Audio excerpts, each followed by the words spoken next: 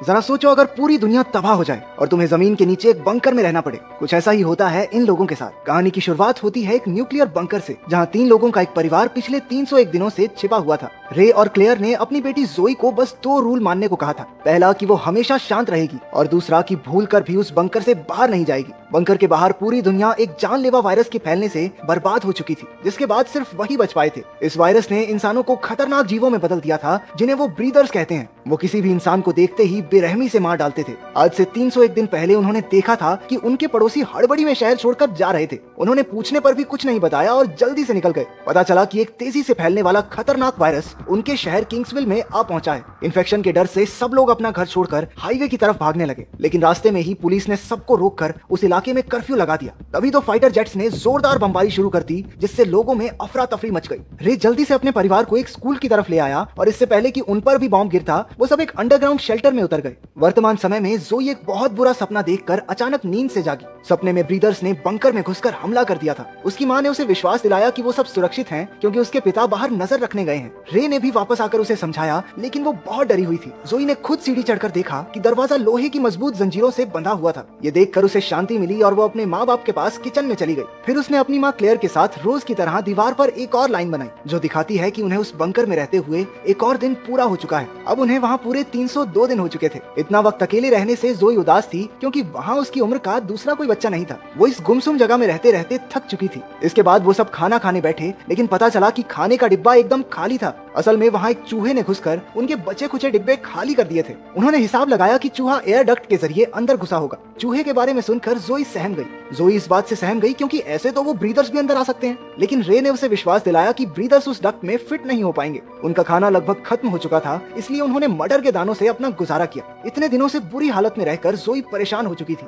वो शिकायत करने लगी कि उसके माँ बाप ने उसे बंकर में बंद कर रखा है और वो बाहर जाना चाहती है। रे ने अपनी बेटी को शांति से समझाया कि यहाँ रहकर ही वो ब्रीदर्स से बच सकते हैं। उसने चुटकुले सुनाकर जोई को हंसाने की कोशिश की। रात को क्लेयर दूसरे कमरे में जोई का मन बहलाने के लिए उसके साथ लूडो खेलने लगी, लेकिन जोई जल्द ही बोर हो गई। फिर क्लेयर ने उसे एक दूरबीन देकर बाहर की दुनिया को देखने का मौका दिया। उसने देखा कि बाहर बर्बादी के सिवा और कुछ नहीं था। ये नजारा देखकर वो बच्ची अपनी माँ के साथ ही फिर से लूडो खेलने लगी। खेलते हुए जोई को वही चूहा उनका खाना चुराते दिखा। उन्होंने रे को नींद से जगाया और चूहे को मारने का फैसला किया। काफी पीछा करने के बाद आखिरकार क्लेयर ने चूहे को मार डाला, लेकिन इस बीच चूहे ने एक लैंप गिरा दिया, जिससे उनके कमरे में आग लग गई। क्लेयर ने कपड़े से आग बुझाने की कोशिश की और रे फटाफट पानी की पाइप को खोलने लगा। काफी जद्दोजहद के बाद भी पानी नहीं आ रहा था। आग बढ़ती जा रही थी तो क्लेयर ने मदद के लिए चिल्लाना शुरू कर दिया। आखिरकार पाइप में से पानी निकल आया और वो उस भयंकर आग को बुझाने में कामयाब रही। लेकिन अब दिक्कत ये थी कि आग का धुआं एयर डक्ट के जरिए ऊपर जमीन की तरफ जा रहा था। उन्हें एहसास हुआ कि ये उड़ता धुआं जरूर ब्रीदर्स की नजर में आ जाएगा, इसलिए उन्होंने फटाफट बाहर जाकर एयर डक्ट को ढकने का फैसला लिया। जोई के माँ बाप ने उसे वहीं रुकने को कहा और खुद बाहर निकल गए।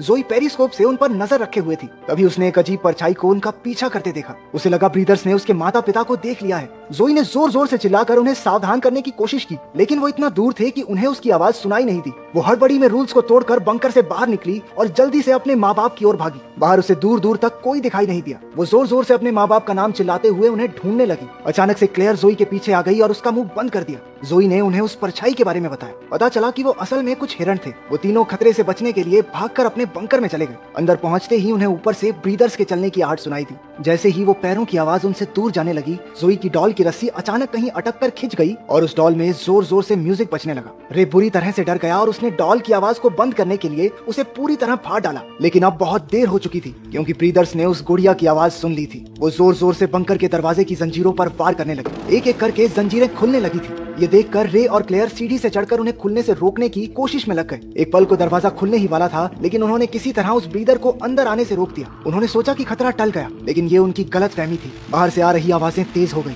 वहाँ पर और ब्रीदर्स पहुंच चुके थे। उनके कुछ करने से पहले ही ब्रीदर्स ने लोहे का दरवाजा तोड़ दिया और वो धम से नीचे आकर गिरा। वो तीनों हड़बड़ाहट में दूसरे कमरे की ओर भागे। क्लेयर ने लैंप गिराकर आग लगा दी, जिससे वो रास्ता ब्लॉक हो गया। उन्होंने एयर डक्ट के रास्ते से बाहर भागने का फैसला लिया। रे की मदद से क्लेयर उस तंग पाइप से बाहर आ गई। ऊपर जाकर उसने देखा कि की खुशकिस्मती से वहाँ कोई ब्रीदर नहीं था। रे ने तुरंत जोई को भी पाइप से बाहर निकाल दिया, लेकिन जब उसने खुद बाहर निकलने की कोशिश की तो उस तंग पाइप में वो फिट ही नहीं हुआ। पाइप में फिट होने के चक्कर में रे ने अपने कंधे को भी डिसलोकेट किया, लेकिन उसके बाहर निकलने से पहले वो ब्रीदर्स उस तक पहुंच गए और उसे नीचे खींच लिया। क्लेयर और जोई ने एक जोरदार धमाके में खून के छींटे उड़ते देखे। रे को खोने के बाद वो दोनों टूट गई थी। माँ बेटी अपनी जान बचाने के लिए तेजी से खाली कार से भरे हाईवे की ओर भागने लगी। तभी आसमान में हेडलाइट्स के साथ एक हेलीकॉप्टर दिखाई दिया। वो दोनों उससे बचने के लिए दूसरी ओर भागने लगी, लेकिन जल्द ही उन्हें एक जाल में कैद कर लिया गया। वो वहाँ से बच निकलने के लिए छटपटाने लगी। अंधेरे से निकलते ब्रीदर्स ने उन्हें चारों ओर से घेर लिया। पता चला कि असल में ब्रीदर्स कोई मॉन्स्टर्स नहीं बल्कि अमेरिकन सैनिक थे जिन्होंने प्रोटेक्टिव फेस मास्क पहना था। अभी अचानक हमें पीछे की कहानी दिखाई जाती है।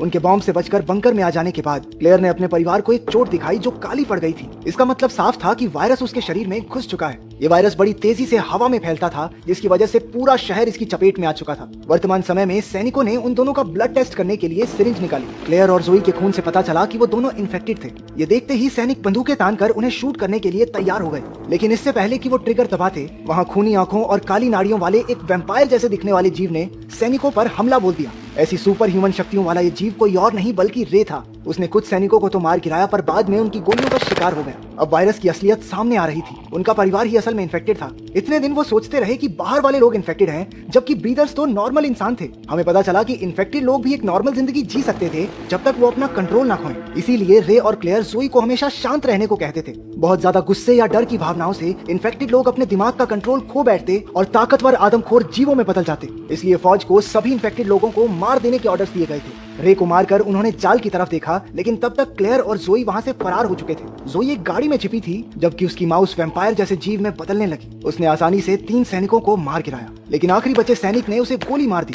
वो क्लेयर का काम तमाम करने ही वाला था कि अपनी माँ को मरता देख जोई भी अपना आपा खो बैठी। उसने तेजी से उस सिपाही का मास्क हटाकर उसे भी इन्फेक्टेड कर दिया। जोई तो उसे मारना चाहती थी, लेकिन क्लेयर ने उसे रोकते हुए समझाया कि उसके लिए सबसे बड़ी सजा यही होगी कि वो भी ये शापित जिंदगी जिए। आखिरकार वो दोनों रे के पास पहुंचे, जो अपनी आखिरी सांसें ले रहा था। उन्होंने रोते बिलखते एक दूसरे को अलविदा कहा। कुछ पलों बाद उन्हें एक और हेलीकॉप्टर आता दिखाई दिया और वो दोनों तुरंत एक अंडरग्राउंड सुरंग ढूंढकर उसमें छिप गई। वहां उन्हें अपने पड़ोसी का बेटा सैम मिला, जिनको उन्होंने वायरस की शुरुआत में भागते देखा था। सैम उन्हें अंडरग्राउंड सीवर सिस्टम की ओर ले गया, जो असल में बाकी बचे इन्फेक्टेड लोगों का ठिकाना था। वो लोग महीनों से वहां छिपे हुए थे। क्लेयर और जोई को आखिरकार अपने जैसे लोग मिल गए और उन्होंने उनके साथ ही रहने का फैसला लिया। अंत में क्लेयर ने अपनी काली खूनी आंखों से सूरज को देखा और टनल का दरवाजा बंद कर दिया।